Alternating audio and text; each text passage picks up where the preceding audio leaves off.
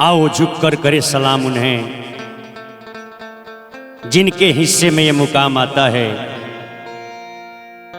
कितने खुशनसीब हैं वो लोग जिनका खून वतन के काम आता है।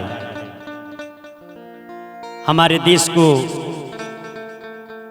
आजादी दिलाने में न जाने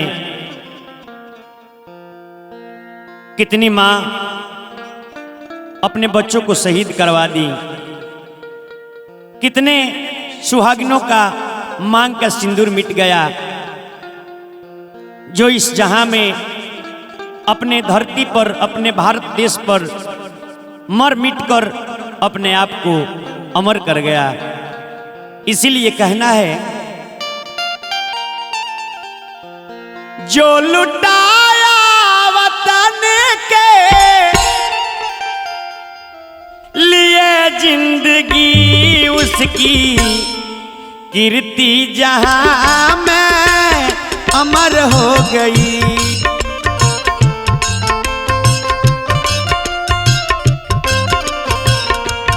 उसकी कीर्ति जहां में अमर हो गई।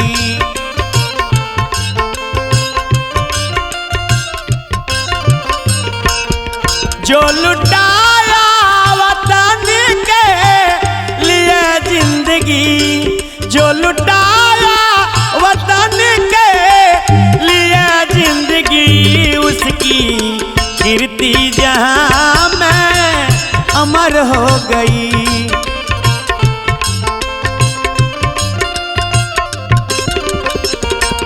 उसकी कीर्ति जहां में अमर हो गई।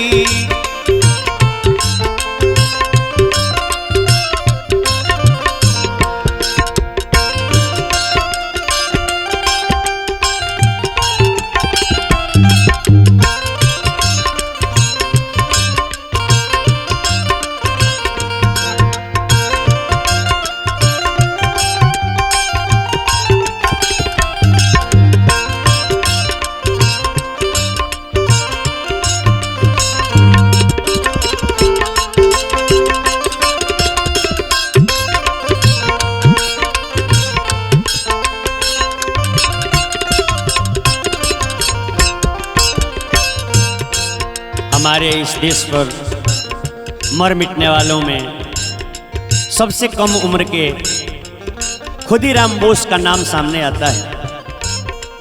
खुदीराम भगत सिंह, ये वो लोग हैं जो हंसते हंसते सूली पर लटक गए, माँ भारती के गोद में जाकर सो गए।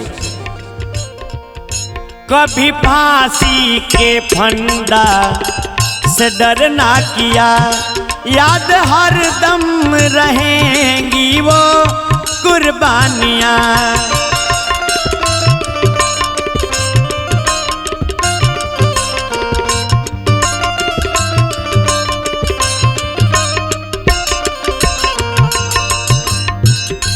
कभी फांसी के फंदा से डर ना किया, याद हर दम रहेंगी वो कुर्बानियाँ।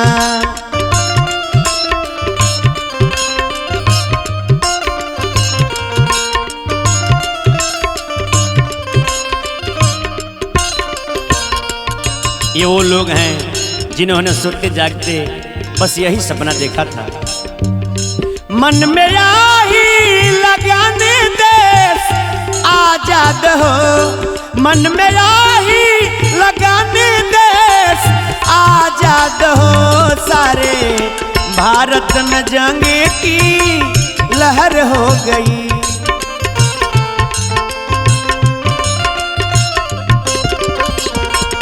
उसकी कीर्ति जहां में अमर हो गई।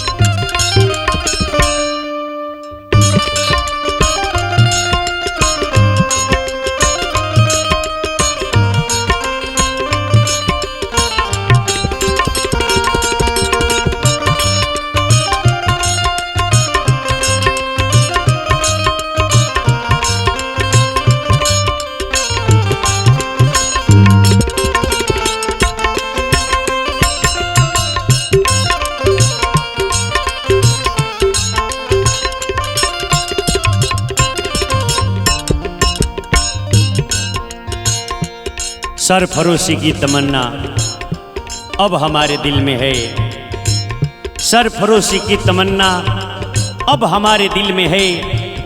देखना है जोर कितना बाजुए का दिल में है। राम प्रसाद बिस्मिल जी का यह कथन है। देश के और क्रांतिकारी वीर कौन थे? भगत खुदी मंगल पांडे, लक्ष्मीबाई, जो भी इनसे लड़ा जिंदगी बच ना पाई।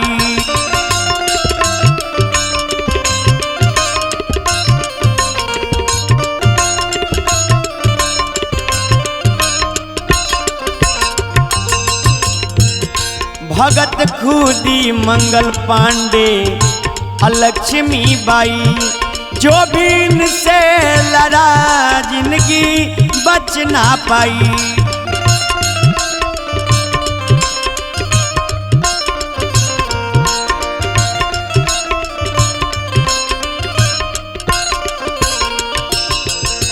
इतना ही नहीं, एक और वीर थे हमारे बिहार के, भोजपुर आरा के वीर कुंवर के तेगो से उठी तूफान। वीर कुंवर के तेगो से उठी तूफान, दुश्मन के लिए वो जहर हो गई।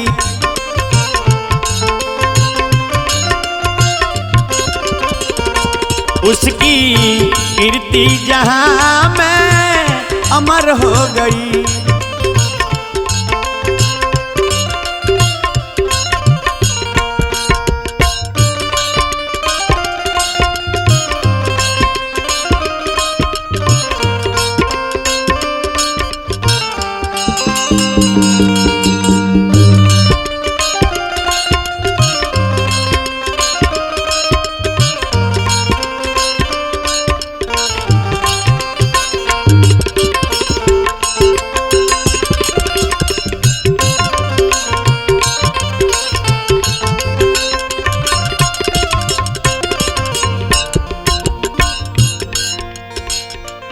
नेताजी सुभाष चंद्र बोस ने कहा था, तुम मुझे खून दो मैं तुम्हें आज़ादी दूंगा।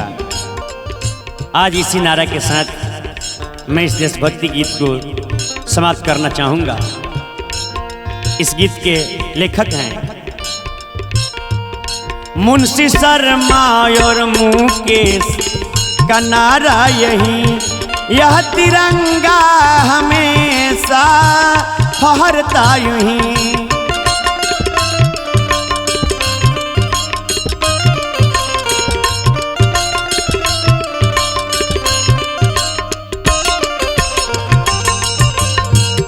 मुंशी शर्मा और मुकेश का नारा यही, यह तिरंगा हमेशा फहरता यूं ही।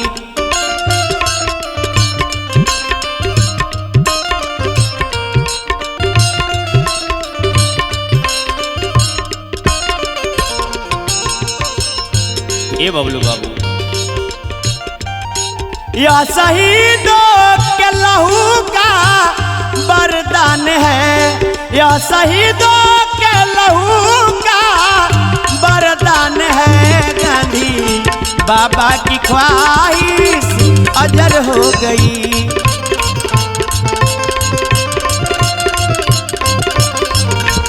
गांधी बाबा की ख्वाहिश अजर हो गई।